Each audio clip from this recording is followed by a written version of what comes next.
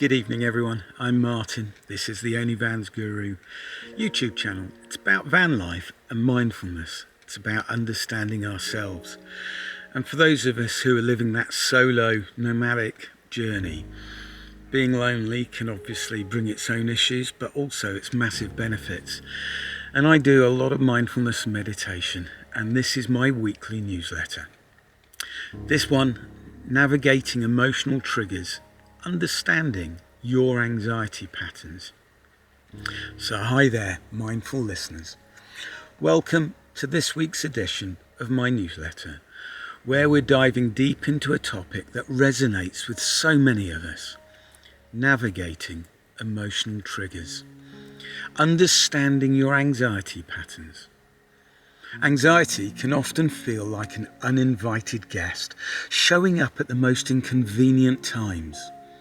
But by identifying and managing the triggers that spark these feelings, we can cultivate an even greater sense of calm and control. Let's explore how to do this together through practical techniques, coping strategies, and resources to support our journey. Focus. Identifying and managing your anxiety triggers. Emotional triggers are specific situations, thoughts, or interactions that spark an intense emotional response, often leading to anxiety. Now, these might include a looming deadline, a difficult conversation, or even a sensory experience like loud noises. The first steps to managing anxiety is understanding what sets it off. By recognizing your patterns with intention rather than reaction.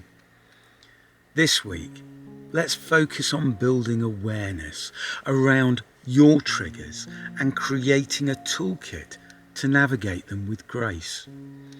Whether you're new to meditation or a seasoned practitioner, these strategies can help you find peace amidst the storm. Technique number 1. Journaling and tracking your triggers. Journaling is a powerful way to uncover the root of your anxiety. Here's a simple method to get you started.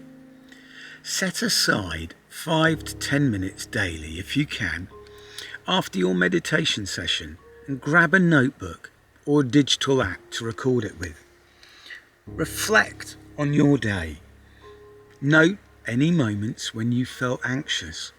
What happened right before? Was it a specific event, a thought, or a physical sensation? Like that racing heartbeat or that in the pit of your stomach. Identify patterns. After a week, review your entries. Do you notice a recurring theme? For example, maybe crowded spaces. Consistently, they trigger anxiety, or perhaps it's criticism from a particular person. Rate the intensity. On a scale of 1 to 10, how intense was that anxiety? This helps you prioritize which triggers to address first. By tracking these moments, you'll gain clarity on what's driving your anxiety, making it easier to prepare for or avoid those situations. Technique 2.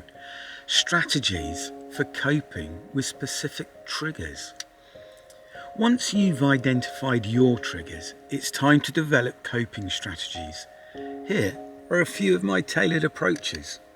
For social triggers, e.g. conflict or judgment, practice a grounding meditation before entering challenging social settings. Focus on your breath for 3 to 5 minutes, inhaling for a count of 4, holding for 2, and exhaling for 6. This slows your nervous system and helps you stay present. For sensory triggers, like loud noises, maybe music, a particular song, create a safe space ritual in your thoughts.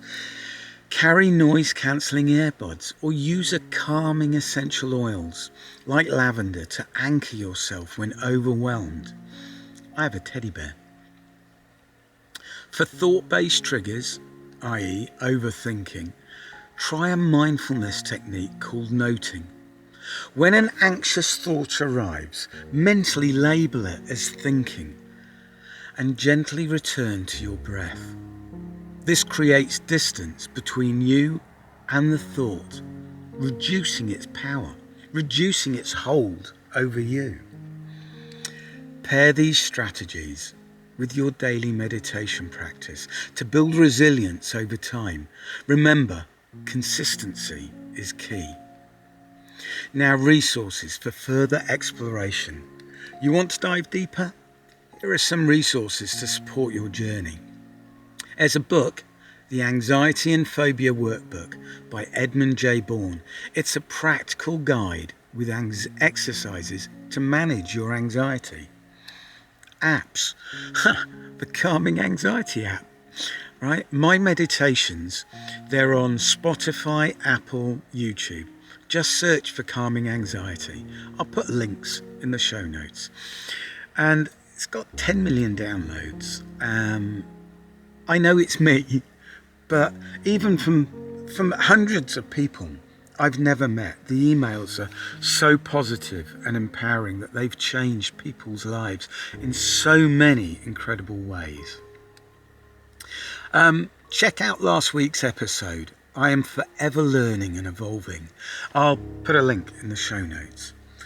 Remember, life isn't fair, it's not perfect, and if you've been following for a while, you'll realise just how grossly unfair it can be.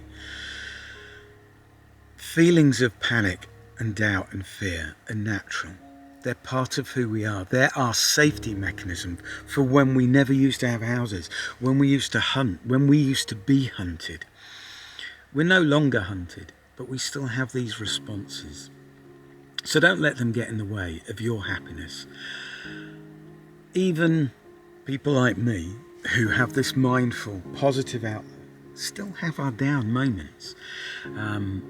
Really struggling at the moment. Still haven't got that window fixed. I just get panicky when I'm thinking about doing it.